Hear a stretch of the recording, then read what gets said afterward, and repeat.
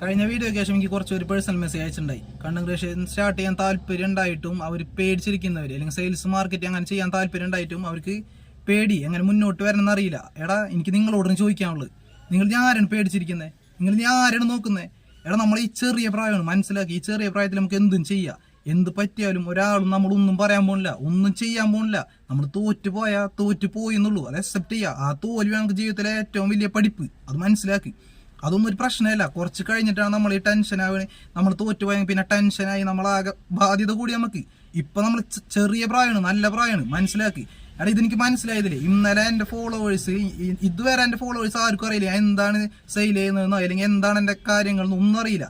പക്ഷെ ഇന്നലെ എന്നെ അറിയാത്തവര് അല്ലെങ്കിൽ എനിക്കറിയാത്തവര് എനിക്ക് കൂടുതൽ മെസ്സേജ് ചോദിച്ചത് എന്താണ് പ്രൊഡക്റ്റ്, എങ്ങനെയാണ് ചെയ്യുന്നത്, സെയിൽസ് എങ്ങനെയാണ്, മാർക്കറ്റിംഗ് എങ്ങനെയാണ്, സ്വന്തമായിട്ടാണോ, എല്ലാം ചോദിച്ചത് എനിക്കറിയാത്ത ആളുകളാണ്. നമുക്ക് സപ്പോർട്ട് കിട്ടോടാ, ധൈര്യമായിട്ട് മുന്നോട്ട് പോവാ. ഇന്നു മുതൽ ഞാൻ സെയിൽസ് മാർക്കറ്റിംഗ് എല്ലാം ഞാൻ അപ്ഡേറ്റ് ചെയ്യും. കാരണം അതിനാവശ്യക്കാരൻ എനിക്ക് നല്ല രീതിയിൽ മനസ്സിലായിട്ടുണ്ട്. എടാ, ധൈര്യമായിട്ട് മുന്നോട്ട് പോവാ.